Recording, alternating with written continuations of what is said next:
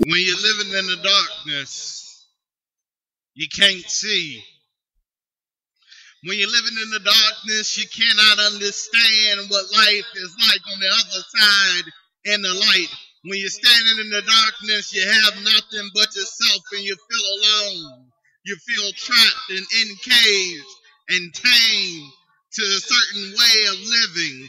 You begin to personify things that are not real. You begin to have idols that you believe in with all your heart and your soul. You begin worshiping the things that God asked you not to worship. When you're living in the darkness, your mind is in prison.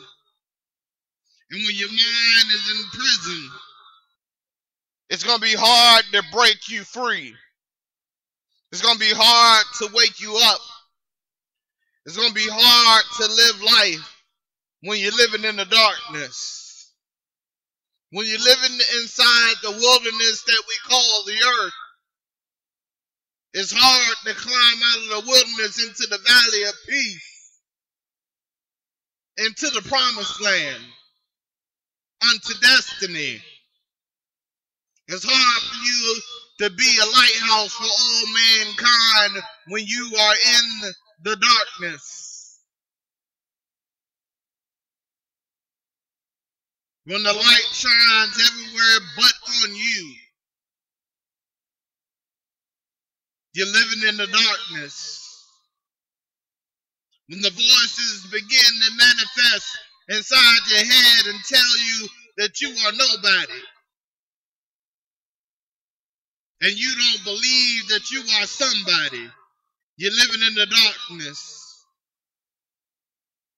When you cannot see the error of your ways, you're living in the darkness.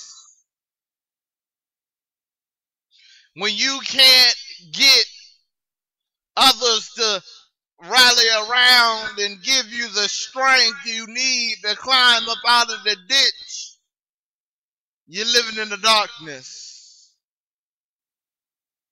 When you have yet to hear the words of the Lord, you're living in the darkness.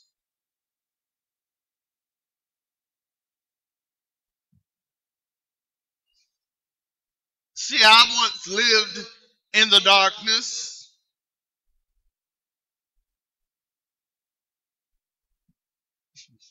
I know how bad it can get in the darkness. Your dreams don't come true. You don't feel loved. You don't feel appreciated. You can't move. You can't breathe. You can't talk. You can't utter a word to God because you feel the shame of being in the darkness. You feel the disgust of being in the darkness. You feel ignorant being in the darkness. But I tell you that your time has come to break loose of your chains, to set your mind free, to allow your heart to beat again and love again. Now is the time to come out of the darkness and see the light of the world and understand what Jesus meant when he said that he is the way, that he is the truth and the light of the world.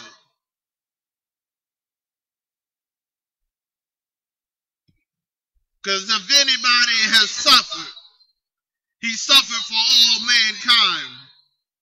You open up Revelations and it says he still lays slain on the floor of heaven. Because his people are too busy praying for materialistic things.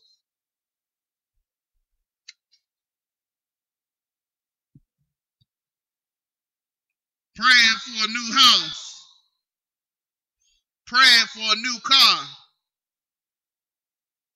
praying for a husband or a wife, praying for friends and popularity.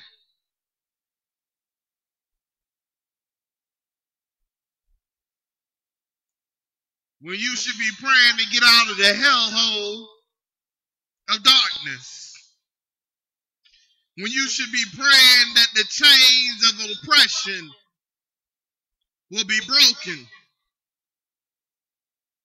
When you should be praying that your life changes into something more beautiful. When you desire to be a beautiful creation of God, then the light shines down upon you, and the world and the masses begin to see that you're just not a nobody, but you are a somebody, that God has touched your life. And either you repel the darkness and the devil and the wilderness, or you allow it to creep back onto you. That's up to you. Because serving God is not easy.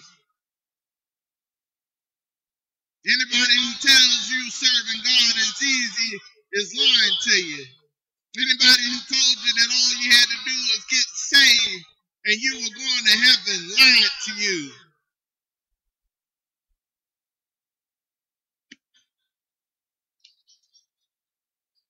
We still waiting on the day of judgment. We still waiting on the reading of the book of life. We're still waiting on the Master to move upon this earth. We're still waiting for his Son to be picked up off the floor and healed and be able to bring the end of days to come. And those who live in the darkness is afraid of the end of the days. But those who live in the light understand that the end of days means the beginning of the rest of their life. They understand that this is not living.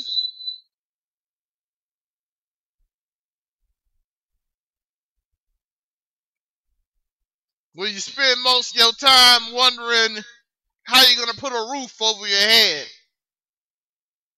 When 72% of the country is living paycheck to paycheck.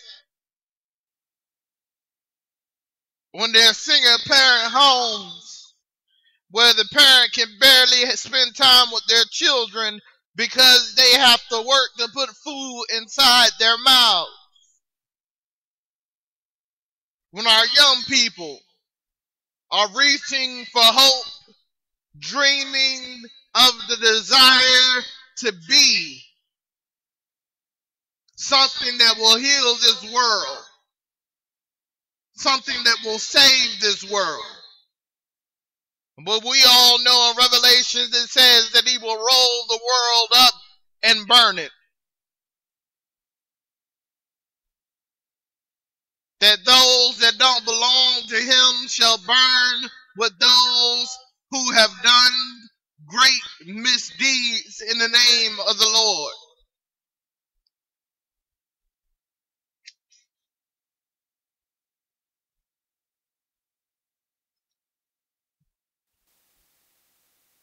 Don't fall for the screaming and the shouting and the speaking of tongues.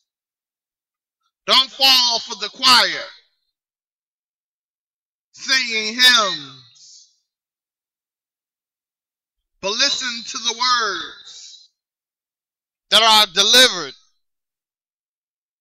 Listen to the message and then analyze that message. And prayer brings peace to you.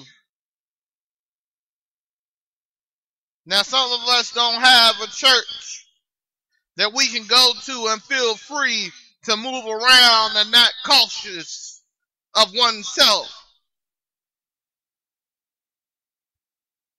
Some of us don't own church clothes. But it's all right, because we're having church now. It says 1 or 2 that gather in my name is a church.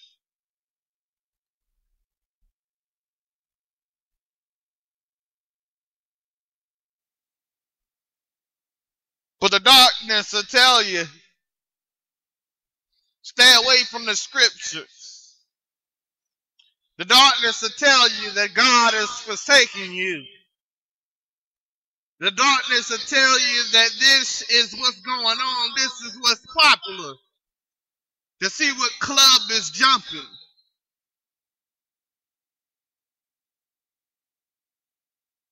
See what friends are drinking tonight. See which friends are smoking weed tonight.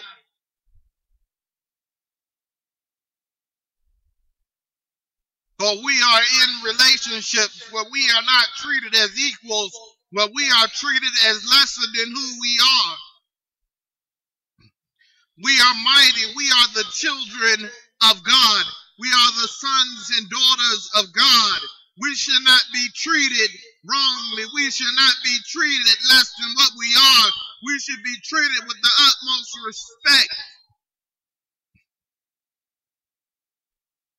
But instead, we live in a culture where women are degraded. We live in a culture where men are shrunk from the size of the ego.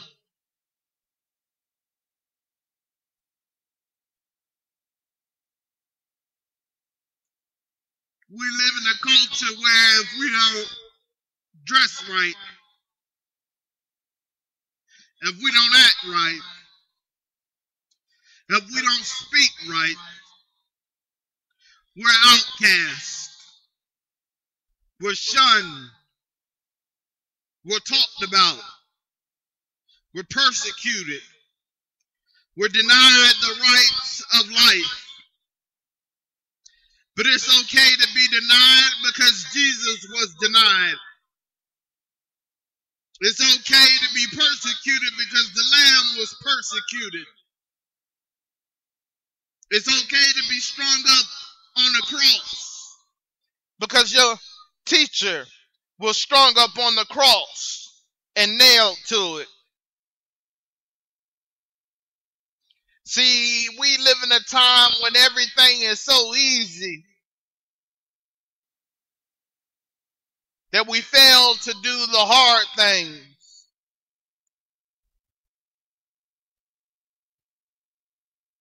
We fail to do the right thing. We fail to stand because we're living in the darkness. We're living in the wasteland amongst filth and trash. But we don't know it because we've been there so long that stench don't reach our nose. We got egos so big in the darkness that we smell roses. In the darkness, we believe we know all that we need to know. When we're in the darkness, it's my way or no way. But when we live in the light, it's God's way. We don't have free will like those who live in the darkness. We have a duty to behold. We have a duty to do. We got someplace to be. We can't be late because that is a life that's on the line when we are late. We are the angels of the earth. God depends on us to move mountains because he has given us that strength. Because the Lamb says, I tear the temple open so that man and God can be reunited. So we won't have to sacrifice anything like the Old Testament.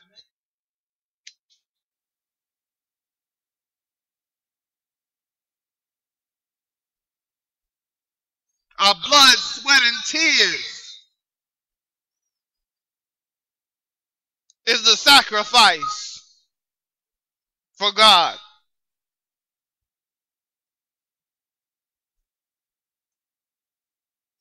I'm so tired of those who live in the darkness, casting their shadows over those who live in the light. Those who live in the darkness claiming to be saints and righteous, when those in the light understand that they are a part of a whole, that they don't need any honorariums. They don't need any honor. They don't need their deeds to be written down in the book of life, because they do them because they are supposed to do them. It's time for us to come out of the darkness and into the light.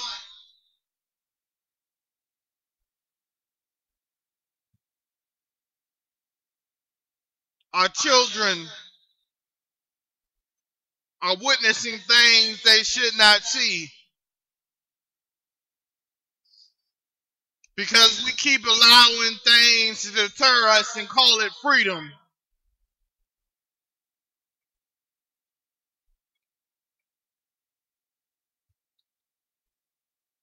We left the old ways for the unrighteous ways.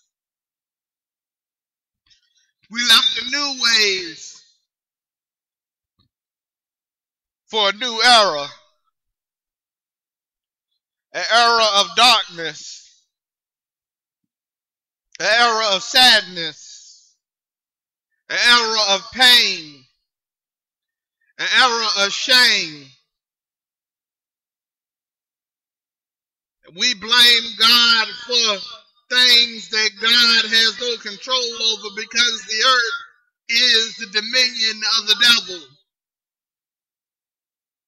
That's why the devil tempted Jesus 3 times in the wilderness when he went to fast for 40 days and 40 nights and promised him all that he can see on top of the mountaintop.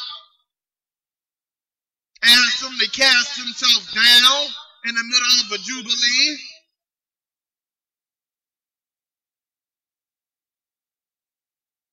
But some of us don't want to hear this.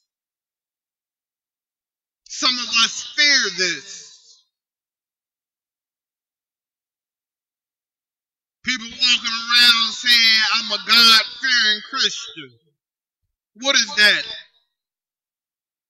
When God asks you not to fear him, but love him.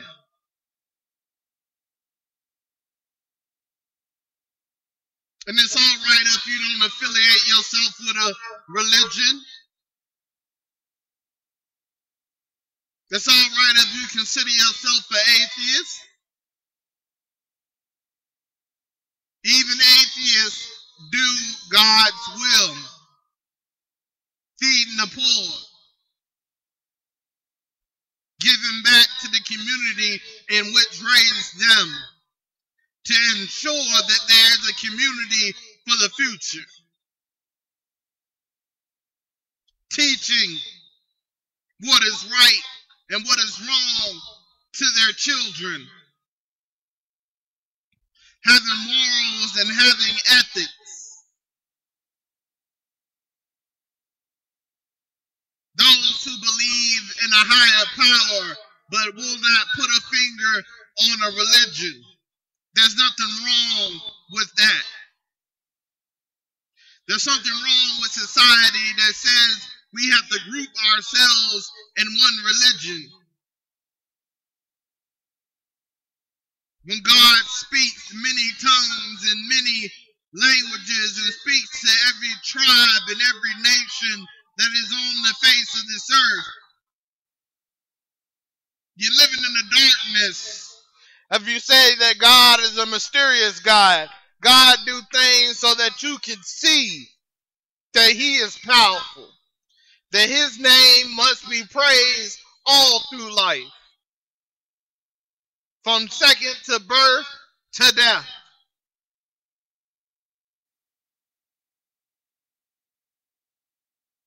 You're living in the darkness. If you believe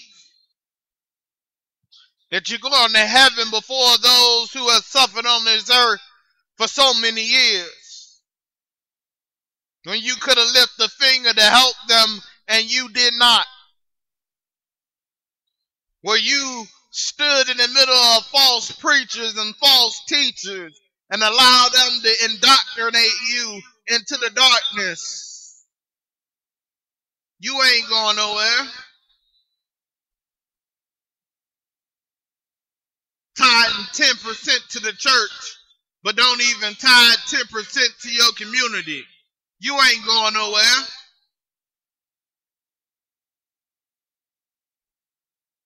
God ain't got a vault full of dollars,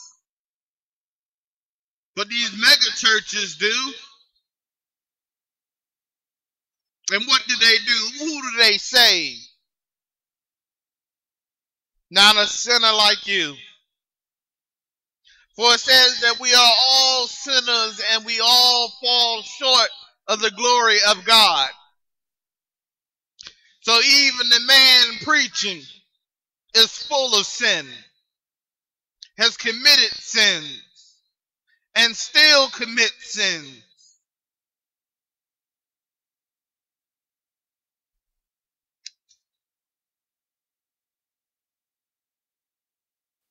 They want to toy around with the words of God. Ain't no toying around with the words of God. Ain't no playing the blame game with God. I did this because you didn't hear my prayer. I don't believe in God because every time I pray to him, nothing happens. Because you will not do your duty. You will not show up on time for your duty. I'm so tired of people being on time for work and late for the Lord.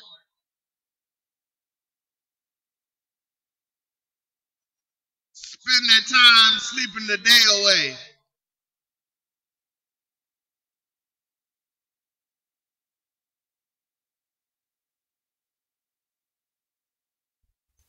He said, spread the word. Not hold the word inside.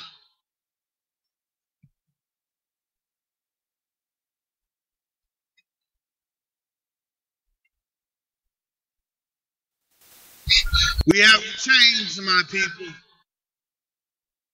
We have to step out of the darkness into the light so God can see and hear our prayers. So God can know our hearts and mind and soul. So God can know that we have made a choice to serve him as well as he served us. That's what it's about. But no religion will tell you that we are supposed to be servants unto the Lord. When the Lord calls us to move, we're supposed to be moving. When the Lord calls us to stand still, we're supposed to be standing still. When he say go into that crack house and change it into the house of the Lord, that's what we're supposed to be doing. When he says go into the neighborhoods of the impoverished and give to them what you have, that's what we're supposed to be doing.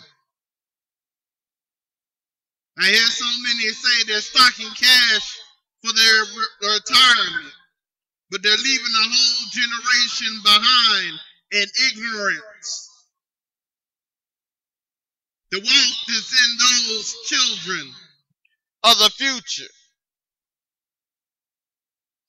The wealth is in the morals and ethics that you have. The wealth is in the greatness of your heart. I commend those who give unto their community. But I condemn those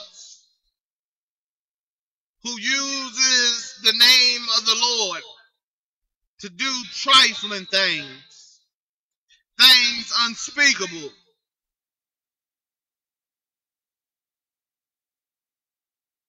We all know about the Catholic Church and the little boys and the little girls that's trifling, that is beneath God.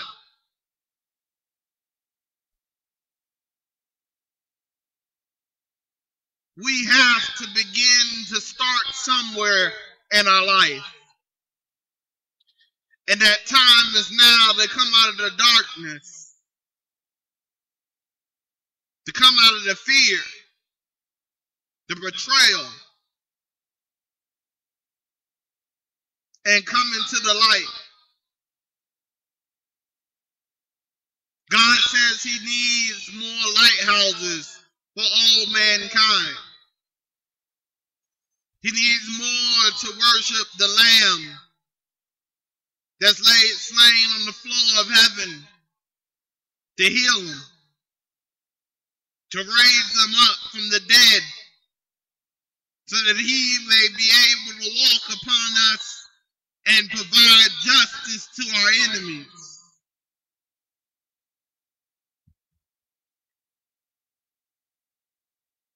They preach the bubbly stuff in church, the good stuff.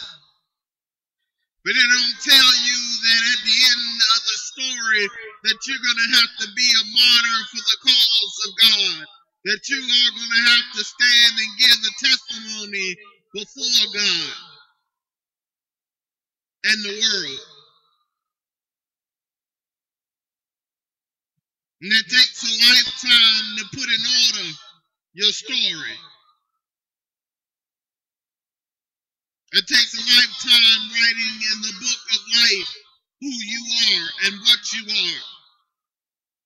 But the beginning pages need to be spoken that you have been reborn from the fire.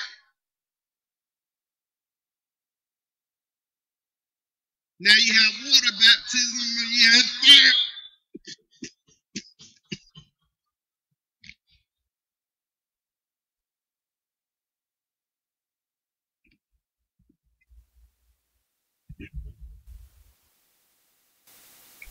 And you have fire baptism. There are two different baptisms. Baptism by fire means that you have come from the darkest corners of the earth, from hell itself, rising ever higher,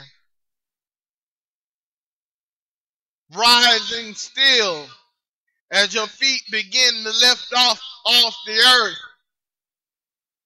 as you begin to understand wisdom, as you begin to understand truth, as you begin to understand love, as you begin to understand hope, as you begin to understand that your will must be given to God. You must surrender your will. It's not about a new car. It's not about a new house. It's not about all the new technology and you having everything. It is about you being brave enough to say, hey, these material things don't mean anything to me. I believe in God. I believe in the voice of God. I believe in the shroud of God. I believe that the temple has been torn open so that I can be reunited with God, that I see now that I have done wrong, and it's time for me to start serving the Lord so that my wrongs can be outweighed by my goods. That will sow the seeds of God. So what grows up is mighty trees of fruit to God. That's meaning our children. That's meaning ourselves. It's time to come out of the darkness and into the light. It's time for us to fight once again for our souls. Once again for our families. Once again for the lost and the lonely. It's time to come out of the darkness.